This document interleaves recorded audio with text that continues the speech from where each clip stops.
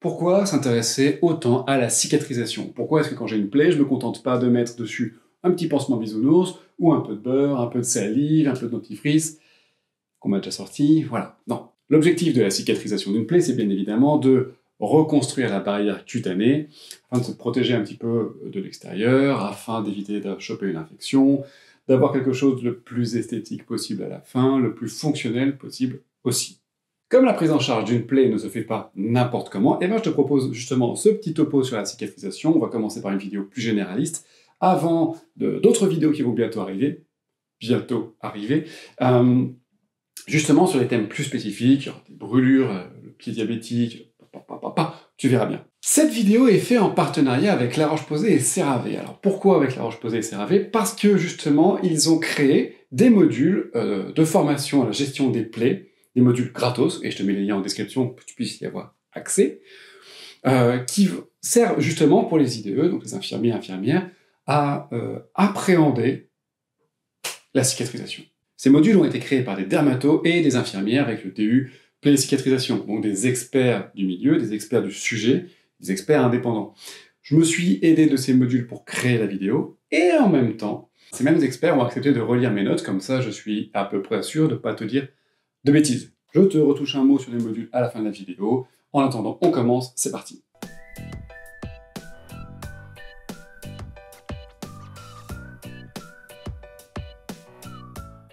Alors, la peau, c'est à la fois l'organe le plus grand du corps et le plus lourd du corps, et qui a pas mal de rôles. On va retrouver notamment des rôles de protection, il protège le corps du milieu extérieur, ok. Il va avoir des rôles de régulation hydrique, pour empêcher les entrées et les sorties, surtout les sorties, de régulation thermique, gérer les échanges, gérer la chaleur, l'évacuation de chaleur quand il fait trop chaud, quand on a trop chaud notamment, ou inversement. Et bien évidemment, il y a tout un rôle de protection contre les ultraviolets, les différentes substances avec lesquelles tu pourrais être mis en contact, les produits chimiques, des choses comme ça, les différents germes, les corps étrangers. Bref, si tu dois en retenir trois, rôles de la peau, il y a la régulation hydrique, la régulation thermique et la protection contre les infections. Alors la peau est composée de plusieurs couches, et ces couches, on va en retenir trois. On va avoir l'épiderme, le derme, l'hypoderme. L'épiderme, donc la couche supérieure, on va retenir qu'elle est formée à 90% de kéranocytes. En fait, c'est la couche qui va servir de protection, c'est la couche la plus supérieure, c'est le toit, si tu veux, et vraiment le sommet du toit, on va parler de cornéocytes. Salut, c'est Louis, un homme en blanc, mais pas celui de la vidéo, celui du dérochage. Je suis en train de regarder la vidéo, je termine le montage même, sauf que je me rends compte d'un truc, je me suis planté. Ce ne sont pas les kéranocytes, les cellules du derme, ce sont les kératinocytes. 90% de kératinocytes dans le derme. Et en haut, on va avoir effectivement les cornéocytes. Ça, c'était bon. Allez, on y retourne. Au milieu, le derme, ça va être la partie sensitive, puisque c'est là que tu vas avoir tous les capteurs, tous les récepteurs. C'est aussi la partie nourricière, puisque tu vas avoir les vaisseaux sanguins, c'est la partie élastique. Voilà. Et la partie du dessous, l'hypoderme, c'est la partie où tu as le gras. En fait, c'est la couche isolante du corps. Isolante et un peu amortissante aussi. Donc voilà, tu as une approche rapide un petit peu de ce qu'est la peau. Et bien évidemment, on pourra aller beaucoup plus loin, on s'arrête là pour le moment. Maintenant, la cicatrisation. Qu'est-ce que la cicatrisation? Tu vois, c'est facile, tout le monde sait ce que c'est en tête. Si tu devais donner une définition à la cicatrisation, eh bien la cicatrisation, c'est l'ensemble des processus qui mènent à l'abouchement, donc à la refermeture d'une brèche cutanée. Et le plus souvent, la cicatrisation entraîne une cicatrice. Alors, on va reconnaître dans la cicatrisation plusieurs types de cicatrisation. On va reconnaître la cicatrisation de première intention ou de deuxième intention. Première intention, c'est la petite plaie relativement simple qui peut se refermer toute seule, ou en tout cas avec très peu d'aide. Un petit point de suture, éventuellement, des pansements qui rapprochent les berges, mais globalement, ça se fait assez vite, assez facilement. Alors que la cicatrisation de seconde intention, eh ben, le problème c'est que la plaie est souvent plus grande, ou alors qu'il y a eu une perte de matière et qu'en fait là il va falloir accompagner la plaie, c'est quelque chose qui va être pris sur le long terme pour pouvoir justement optimiser la cicatrisation. Ça va difficilement se faire tout seul. Ok, donc si la cicatrisation c'est un processus, ça veut dire qu'il y a différentes étapes, et on va en retenir 4. La phase vasculaire et inflammatoire, la phase de bourgeonnement, la phase d'épidermisation et la phase de remodelage, vraiment par la suite. La première phase, donc la phase vasculaire et inflammatoire, c'est quand vraiment le corps va limiter l'hémorragie. C'est vraiment au moment où tu te fais la plaie. Donc on va avoir un effet vasculaire qui va à la fois empêcher le saignement le plus possible, et qui va en même temps créer des petits caillots pour commencer à fermer la plaie. Les petits caillots, donc les plaquettes se regroupent pour créer en gros un bouchon, pour que tu arrêtes de fuir. Et je te rappelle que arrêter un saignement, on appelle ça l'hémostase. C'est pas comme si j'avais fait une vidéo là-dessus. Cette phase va durer quelques heures, voire quelques jours. Et on retrouve aussi dans cette phase les 4 critères de l'inflammation: rougeur, douleur, chaleur, œdème. Ensuite, la phase de bourgeonnement. La phase de bourgeonnement, en fait, les fibroblastes, donc des cellules spécifiques, vont venir pour reconstruire de la matière, ramener de la viande si tu veux. Elles vont reconstruire le derme avec comme objectif de vraiment revasculariser tout ça. Si tu amènes du sang, tu amènes des nutriments, tu amènes les cellules qui permettent justement de reconstruire la matrice, c'est-à-dire, hop, de reconstruire le tissu dermique, et tout ça pour pouvoir combler l'orifice quand il y a un trou, hein, clairement. Le bourgeonnement crée donc un bourgeon, c'est effectivement, tu vois cette plaque rouge très spécifique, avec plein de petits, un petit peu irrégulières là. En fait, il y a plein de petits nouveaux vaisseaux qui sont en train de se former. Plein de petits nouveaux vaisseaux qui se forment, la néo-angiogenèse. Néo, nouveau, angio, vaisseau, genèse, la fabrication. Alors, pour les infirmiers et infirmières qui aiment bien récurer, je te rappelle que le bourgeon, c'est quelque chose d'hyper fragile, d'accord? Donc, quand on va faire les soins de bourgeon, si c'est pas infecté, il n'y a aucune raison de le récurer. On protège ça, on nettoie ça gentiment. Déjà, on ne frotte pas avec la compresse. Je te rappelle qu'une compresse, c'est abrasif. On vient tamponner gentiment. Ok, et on n'utilise pas d'antiseptique, encore moins d'antiseptique alcoolique, puisque tout ça, ces produits-là vont détruire la flore sur place. Or, je te rappelle que l'objectif des cellules et des germes sur place, ça va être de reconstruire la matrice, donc de reconstruire la matière. Si tu as un bourgeon tout propre, et que tous les jours tu viens 2 fois par jour récurer tout ça, désinfecter, non, je comprends pas, ça fait 15 jours que je nettoie, et ça avance pas, le bourgeon il est toujours au même endroit. Ben oui, mais en fait, juste, tu ralentis la cicatrisation. Quand c'est infecté, c'est un autre délire, c'est pas pareil. Mais un beau bourgeon propre, comme ça, là, tu touches pas, tu fiches la paix, tu nettoies tranquillement à l'eau. Troisième phase, la phase d'épidermisation. Donc, cette phase, ça va être le moment où on va avoir l'épiderme qui va se reformer par migration des kéranocytes. Je te rappelle, les cellules du dessus. Ces cellules vont permettre effectivement de terminer de combler la matière pour finalement reboucher le trou, hein, pour dire... voilà, c'est un peu bourrin, mais c'est ça, quoi. C'est vers ce moment-là que tu vas commencer à te dire « Hey, je commence à avoir une nouvelle peau !» Alors que la peau, je te rappelle que c'est pas que le dessus. Et la phase d'épidermisation, c'est une phase qui peut durer quelques jours pour les petites plaies, mais voire quelques semaines, voire quelques mois. Quatrième phase, la phase de cicatrisation, surtout de remodelage. En fait, les tissus vont se réaligner, les filaments de collagène, donc les choses qui permettent d'avoir une structure au niveau de ta peau, vont se réaligner, vont se réorganiser pour que tu puisses avoir quelque chose de le plus esthétique possible et surtout le plus fonctionnel possible.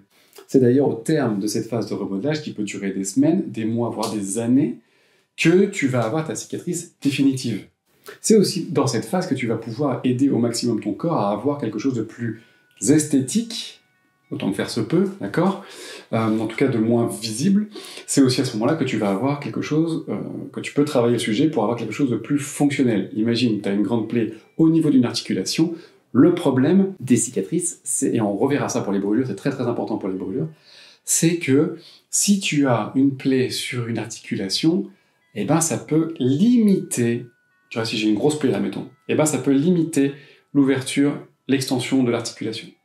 On appelle ça une bride, voilà, bref, ça retient, on verra plus tard. Donc tout au long de la prise en charge, justement, de ta cicatrisation, tu vas pouvoir utiliser des produits dermocosmétiques. À quoi ça sert ? Les produits dermocosmétiques vont surtout servir en début de cicatrisation à protéger la plaie péridésionnelle. C'est pas quelque chose que tu vas mettre directement dessus, c'est quelque chose qui va servir à éviter que la peau péridésionnelle ne macère, par exemple, ne subisse les pansements. Tu vois ? Ce ne sont pas des produits de guérison, mais ce sont des produits qui vont accompagner le processus de guérison, avec par exemple des produits nettoyants qui sont adaptés à la peau. Adaptés au pH de la peau, je te rappelle que la peau a un pH de 5,5, c'est relativement acide, donc attention au savon neutre, et alors le savon de Marseille, il sert à nettoyer les sols, ok ? C'est absolument pas fait pour toi. Dans la prise en charge de la cicatrisation, je te rappelle qu'on fait hyper gaffe à ne pas avoir la peau périlésionnelle qui macère, c'est-à-dire qui est détrempée, qui va blanchir, parce qu'en fait, là tu ralentis complètement ton processus de guérison. Je te rappelle que la cicatrice se referme des bords vers le centre, 99% du temps, 90% du temps. Hein. Si c'est complètement macéré sur les côtés, ça ne peut pas marcher. Ça peut pas marcher. Et une cicatrice, ça se protège du soleil. Et ouais, hyper important, on protège. On met la petite crème, les gars. Et en tant que soignant, ton job, eh ben, c'est aussi d'informer ton patient sur les processus, comment ça fonctionne, ce qu'il faut faire, ce qu'il ne faut pas faire. L'utilisation, éventuellement, tu peux faire de la recommandation, en tant qu'infirmier, infirmière, tu peux faire de la recommandation d'utilisation de produits dermocosmétiques. Tu présentes les produits, à quoi ça sert, comment on s'en sert, et quel est l'intérêt. Et dernière chose justement que tu peux faire en termes d'éducation pour ton patient, que tu vas pouvoir faire notamment pour les dernières phases de cicatrisation, ça va être d'éduquer, d'informer sur les massages. Alors, attention, massage, sujet un peu touchy, avec les kinés qui peuvent masser, d'accord? Mais tu peux par contre éduquer ton patient pour qu'il puisse le faire lui-même, ça se fait pas n'importe comment, et pour savoir comment faire, pareil, je te mets un lien en bas avec des fiches toutes prêtes sur l'éducation au massage des plaies. Enfin, avant de passer à la suite, il faut quand même connaître 2-3 petits facteurs qui peuvent ralentir le processus de cicatrisation. Bien évidemment, ça va dépendre déjà du type de la plaie, la taille. Quelque chose de petit va cicatriser plus vite que quelque chose de gros, évidemment. Ça dépend aussi si ça a été coupé net, si ça a été arraché, si c'est un endroit particulièrement difficile d'accès. Tu vois, typiquement, si c'est au niveau du sacrum, bah, c'est tout le temps en appui dessus, c'est pas facile d'accéder. Voilà.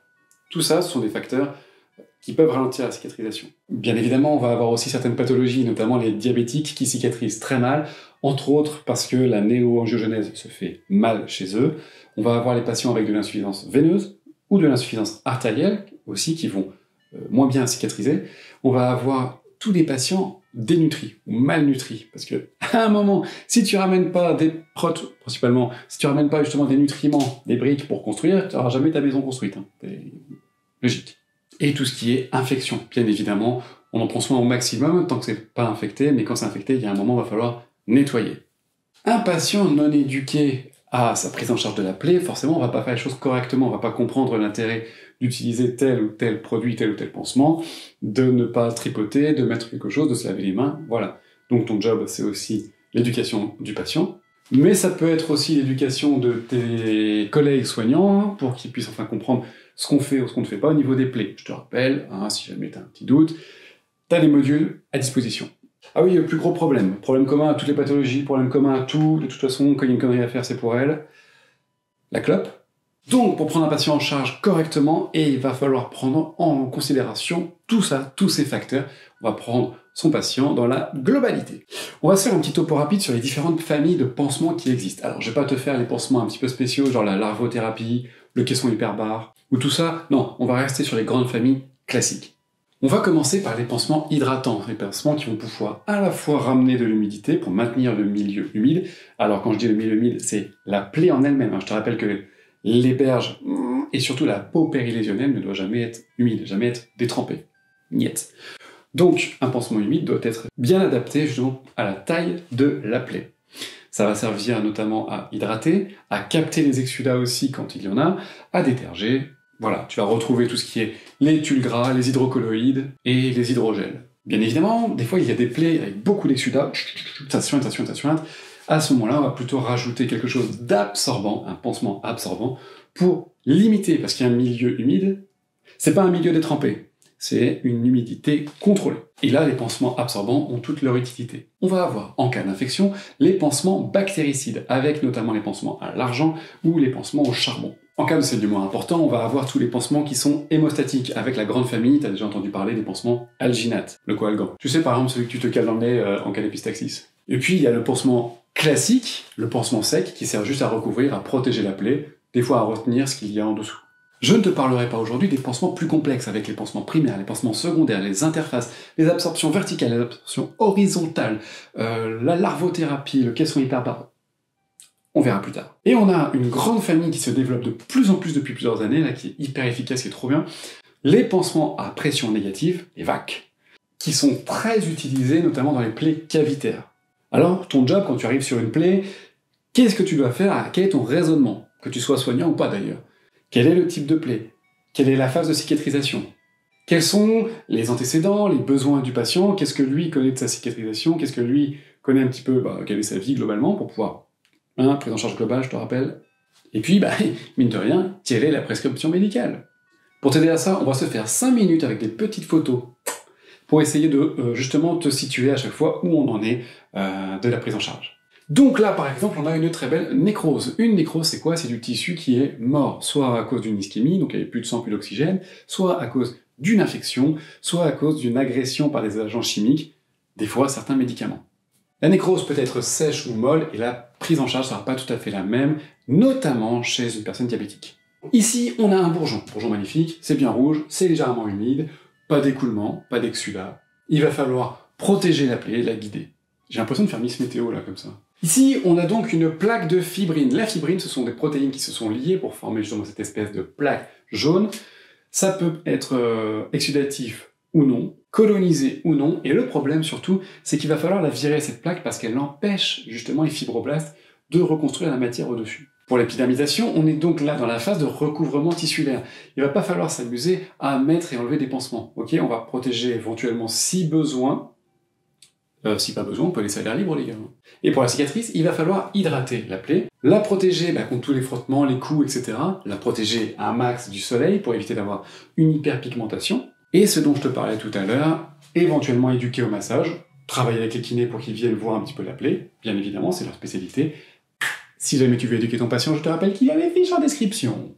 Donc, pour résumer, la prise en charge quand tu es IDE, infirmier, infirmière, ça va être quoi? En fonction de la phase inflammatoire, déterger, nettoyer, protéger. À la phase de prolifération, donc au bourgeonnement, là on va nettoyer gentiment. Si c'est pas infecté, on n'a pas besoin de s'acharner dessus. Protéger, on va guider éventuellement la cicatrisation, avec justement des pansements qui vont remplir la cavité si c'est creux, pour guider les fibroblastes. Lors de l'épidermisation, là on va juste nettoyer doucement, mais on peut passer dessus directement, et on va éventuellement protéger si besoin, sinon on laisse à l'air libre.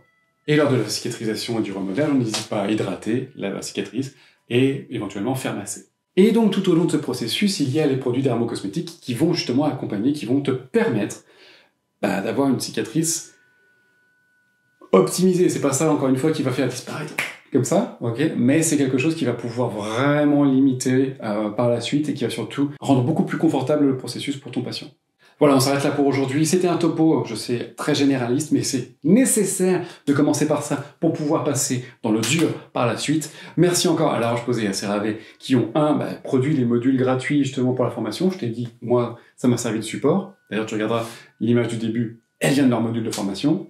Et merci à eux également d'avoir relu mes fiches. Voilà, c'est quand même un gage de Deutsche Qualität, tu vois, pour toi qui regardes la vidéo. Encore une fois, si tu as des questions, tu n'hésites pas à les partager en commentaire. Et en attendant la prochaine vidéo, je te dis à bientôt. Ciao!